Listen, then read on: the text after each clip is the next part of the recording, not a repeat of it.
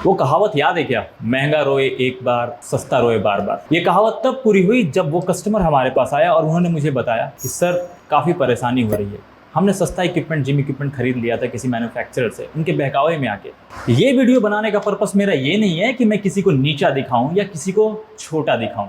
बस ये है, उस कहावत को पूरी करने के लिए मैं एक वीडियो बना रहा हूं। जब डायरेक्ट कस्टमर ने आके मेरे को बोला कि सर मैंने 6 महीने पहले जिम की मशीनें ली थी, अब वो मशीनें जवाब दे दी है और रोज परेशानी, कुछ ना कुछ नए अड़ंगे आते ही रहते हैं। मैं बच्चे संभाल लूं, जिम का ध्यान रखूं, फी कलेक्ट करूं या फिर सिर्फ मशीनों के बारे में बात करूं।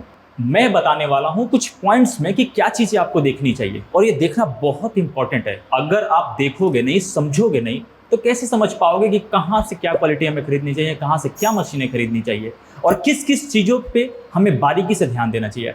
नमस्कार, मेरा नाम है Rahul Mishra and welcome to Bodyline Junction. तो आज मैं कुछ पॉइंट्स के माध्यम से आपको बताऊंगा कि दिखने में तो माल ऐसा लगता है जैसे वो बिल्कुल इंपोर्टेड का टक्कर दे रहा हो, रेट भी ऐसा देता है जैसे लगता है हमारे बजट में ही आ गया हो। इंपोर्टेड की क्वालिटी और सस्ता दोनों चीज। अब सोचो कि कैसा होगा, कैसा कॉम्बिनेशन बैठता होगा, माइंडसेट कितना खराब हो जाता होगा कस्टमर का कि एक 60,000 की मशीन वो देख रहा है और दूसरा वही मशीन उसको 30,000 रुपए में मिल रही है, वही साइनिंग मिल रही है, वही क्वालिटी मिल रही है, लेकिन वो रोता है क्योंकि अंदर में जो माल है ऊपर से बहुत बढ़िया, नीचे में काम तमाम है।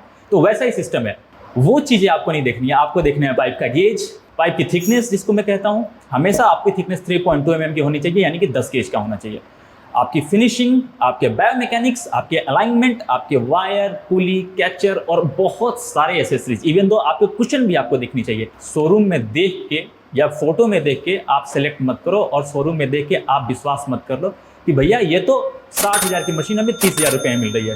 पॉइंट नंबर 2, अब मैं बता रहा हूं कि आपने 6 महीने मशीनें चला ली, 1 साल मशीनें चला ली, 2 साल मशीनें चला ली, लेकिन उसमें कुछ ना कुछ तो प्रॉब्लम आएगा ना। कुछ चीजें खराब भी होंगी, जैसे वायर खराब होते हैं, आपके कैचर खराब होंगे, आपके पुलिस खराब होंगी, कुछ भी खराब हो सकता है, पेंट भी खराब हो सकता है, सीटें भी खराब हो सकती है। तो हर एक चीज का लेटर हेड पे रिटेन में उनसे लिखित में मांगो गारंटी और वारंटी। जैसे 6 महीने की अगर वायर की गारंटी दे रहे हैं तो बोलो उनको कि लिख के दो, और कौन सा आप लगा रहे हो। और जब आप अपनी मशीन चेक करने जाते हो उनके शोरूम में, उनके फैक्ट्री में, तो आप वहां पे जाके मशीनें देखो, क्योंकि आप तो डायरेक्ट उनके फैक्ट्री जाते हो और वो बोलते हैं कि सर आपका मशीन रेडी हो गया, आप चेक कर लो। आप वायर देखते नहीं हो, पुली देखते नहीं हो, कैचर देखते नहीं हो, मशीनें खड़ी देखते हो और बोलते हो सर जल्दी जल्दी करो, हमें लोड करना है। तो हमेशा लिखित में, लिखने पे विश्वास करो, जुबान का विश्वास मत करो। लोग बदलते हैं। वैसे भी आप जानते हो, मेरठ में दिखाते कुछ और हैं, बताते कुछ और हैं, देते कुछ और है। तो ये कहानी बहुत ही प्रचलित है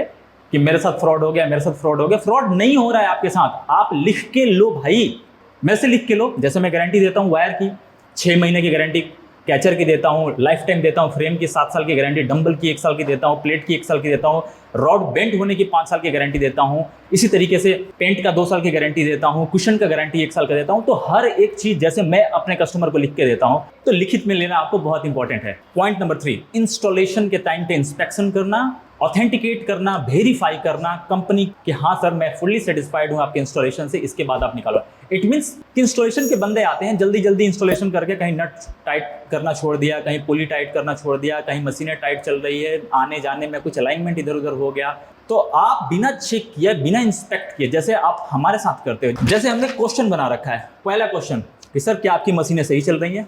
दूसरा क्वेश्चन, क्या आपकी मशीनें में जैसी आपने स्मूथनेस हमारे शोरूम में देखा था वैसी स्मूथनेस है, आप मार्क करते हो, टिक मार्क करते हो। थर्ड, जो आपने वायर देखी थी वही वायर हमने लगाया है, पुली जो आपने जो देखी थी वही हमने लगाया है। इस तरीके से हर एक चीज का इंस्पेक्शन आपको करना चाहिए और लिखित में करना चाहिए। किस तरीके से उसकी वायरिंग करनी है, किस तरीके से ऑयलिंग करनी है मशीनों की, किस तरीके से सर्विस की जरूरत पड़ेगी, छोटे मोटे प्रॉब्लम आएंगे तो वो आपको बताते नहीं। तो ये सारी चीजें आपको बहुत जाननी जरूरी है। आई बटन पे मैं आपको लिंक दे दूंगा जिसमें इंस्टॉलेशन के बारे में हमने पूरी बात की है अपने फिटर के साथ, तो वो देख लिया करो।